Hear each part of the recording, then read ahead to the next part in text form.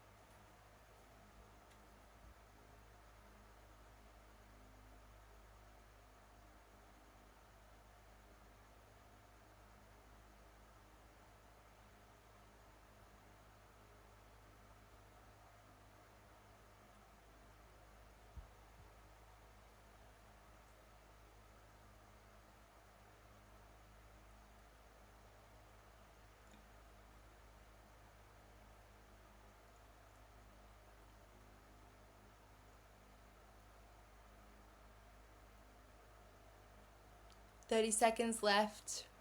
Rapid fire them in the chat. How many can you get down?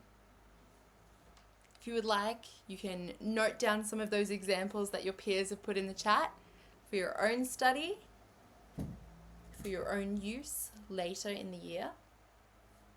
10 seconds. Last couple of ones down. Okay. So a key element of a good analytical essay, particularly the analysis section of a good analytical essay, is naming the explicit aesthetic features the author has used. So having a really solid list of those aesthetic features and even better, examples of those aesthetic features in use is such a useful study tool as you're preparing for these exams. All right, so we've been on a bit of a marathon today, guys. We have been really taking our time going through all of the different assessments you're going to be approached with this year. And we finally made it to the assignment, which is your external. So this could be the task where you hold a lot of your anxiety. So we're going to be breaking it down, taking it step by step to ensure you guys are feeling prepped and ready. First of all, I wanted to go through some really important information that was released by the QCAA. So in 2019, before the ATAR system kicked in Queensland, the QCAA conducted a series of trial exams to get a good idea of how students responded within external conditions, and they conducted a bunch of English exams. All of those exams were marked, and these were the 3 most important findings from those English exams. Number 1, students with a clear and consistent thesis always did the best. This is so important. This is the most important thing that I think I can tell you today in this session. If you want to write a good analytical essay, if you'd like to get a good mark in your external exam, you have to have a clear thesis that is argued consistently throughout your piece. Your thesis needs to answer the question or the prompt directly, and it needs to be built upon using all of your evidence. So all the evidence you choose, all of the analysis you do, all of the audience positioning you talk about needs to be working towards the goal of proving your thesis. Second of all, students need to demonstrate a deep understanding of the whole text. Your analytical essay isn't just talking about one plot point, one character, one chapter. It's talking about all of it. So you need to prove to your marker that you understand the text in its entirety. And number 3, students need to be constantly referring to audience positioning, drawing on cultural attitudes, values, and beliefs. So throughout your time in senior in year 11 and perhaps in your lead up to year 12, you'll have heard those words, cultural attitudes, values, and beliefs, a lot, but it is particularly important in this task. So every time you talk about how an audience member is responding to the text, you need to be considering how their cultural attitudes, values, and beliefs provoke them to respond. So if you're talking about traditional audiences, the audiences that the text was originally written for, you need to be thinking about how the society around them would shape them to respond. So for many of the texts you guys are interacting with in senior, they were written for audiences that lived decades or perhaps even centuries before us today. So you need to be considering a little bit of history and how that might shape an audience's emotional response. Okay, I wanted to start off in our analytical essay before we get into too many specifics about some basic mistakes that a lot of students make when it comes to analytical essays. Now, most students don't get let down based on their ideas. They don't get marked down on the ideas they talk about in their essays, but rather in a lack of synthesis. So they tie themselves up with knots about talking about too many ideas, about not having enough cohesive devices in there to be linking everything together, or be writing really long, convoluted, complicated sentences. So if you're referring back to your thesis consistently throughout the piece, it's going to prove to the marker that you are arguing your point, you're building on your point throughout, and that's a really first easy step to having a nice, synthesized, and cohesive piece. Second of all is assuming. So a lot of students assume that everyone has made the same logical connections or jumps that they have, and it means that they sort of fail to state the obvious. You are the smartest person in the room. You know more about the text than anyone else, and you should never assume that people have made the same connections as you do. So you need to really logically step out your thought process and your analysis process in the writing of your body paragraphs of your piece, or otherwise your marker might not understand an assumption that you have made, and they're not going to understand your overall point you're making in your analysis. Now, it's just true that exam conditions bring out the worst in our spelling and grammar, so be thinking really intentionally as you're preparing about how you're going to try and avoid those basic mistakes. If you know you don't do well with commas, how can you be practicing writing commas or using commas in different types of sentences? If the text has lots of complicated character names, practice writing them so you're spelling them correctly in your final piece. And definitely, if you can, try and leave enough time at the end of the exam to go back and really carefully be marking your work.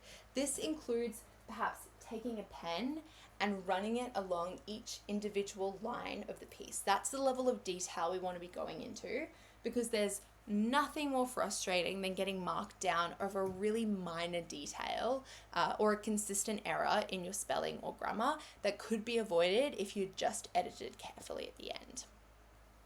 Now, there are a few things you can be doing to be preparing yourself well for the external exam in the lead up to it, and the first is annotations. So annotating your text when you're reading it through is really important to giving you the best opportunity for success. So markers can really tell the difference between a student who has read a text and understood a text versus one that's just looked at an online summary of it. And I have marked enough essays in my time, or read enough analytical essays in my time, to know the difference as well. So as the QCAA findings from 2019 mentioned, your markers are looking for a really deep, solid understanding of a text. And this can really only be achieved if you're reading the text in detail as early as possible.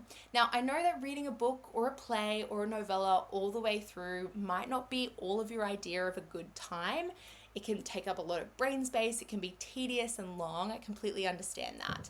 So I encourage you to be breaking down that process, that chore, into smaller chunks. So be finding boring parts of your day that you can fill with 10, 15, 20 minutes of reading. It might be your commute to and from school. It could be waiting for appointments. It could be waiting at the bus stop, all of those sorts of things. So your external piece is not going to be marked by a teacher who knows your intricacies, who knows the in and out of your thought processes like your teacher. So you want to give your best yourself the best chance of a success. And knowing the text as well as possible is definitely going to do that.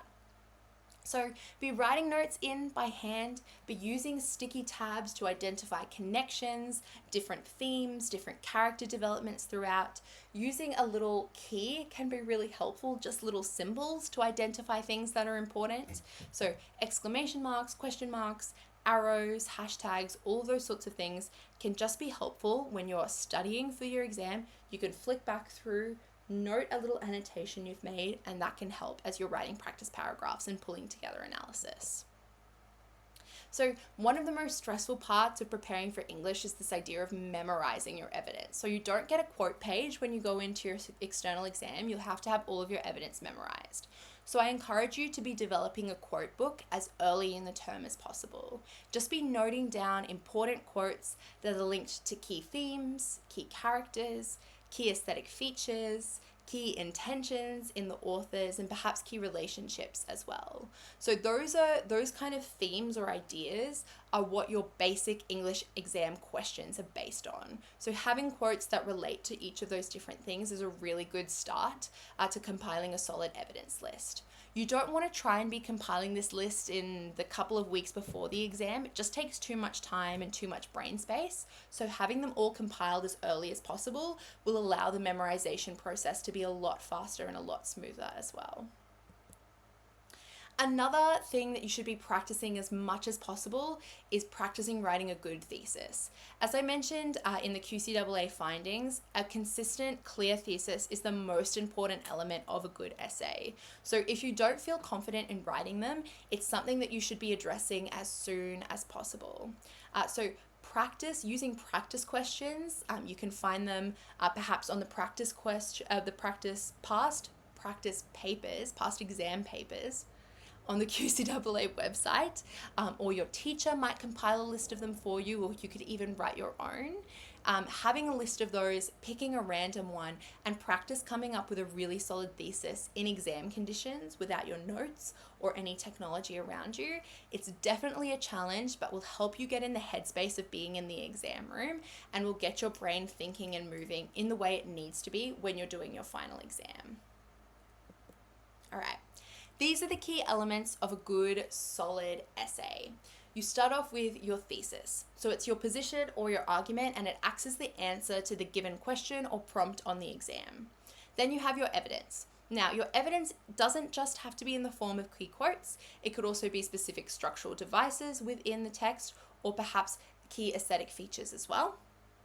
Then you have your analysis. This is the thinking that unpacks the piece, that digs beneath the surface and aids in proving your thesis. And then you have your audience positioning. So it's how all the other elements prompt the audience to think, feel, and react. Now, it's important to note that each of these elements build on what you've just discussed before. So they're not their own separate islands, they're not their own separate information, they all need to be linked together. And the way we link them together is by using this flow or this formula within your body paragraphs. So within the meat of your essay, your body paragraphs, each of the elements from this slide are plugged into this specific little formula. So you have, first of all, your evidence. So that is your what. And your evidence needs to be contextualized within the context of the plot of the story. So you're not using act numbers or scene numbers or chapters or page numbers or anything like that. You need to contextualize your evidence within the plot. So it could be prior to Hamlet's father's ghost appearing on the battlements, the prince laments, etc. So you're orienting whoever's reading your work within the plot rather than using abstract numbers that don't really mean much. So then you include your evidence. Then, so what? What does this evidence mean? This is your analysis. You're unpacking, you're digging below the surface, you're identifying key aesthetic features and structural devices within your evidence, and you're unpacking what they mean. And then, so how? How does this analysis position audiences to feel, to think, feel, or react based on their specific cultural attitudes, values, and beliefs? So now, how does this link back to the thesis that I have introduced in the introduction? This formula is used for every new piece of evidence that you introduce in your paragraph. So it could be used 2 or 3 times in each paragraph.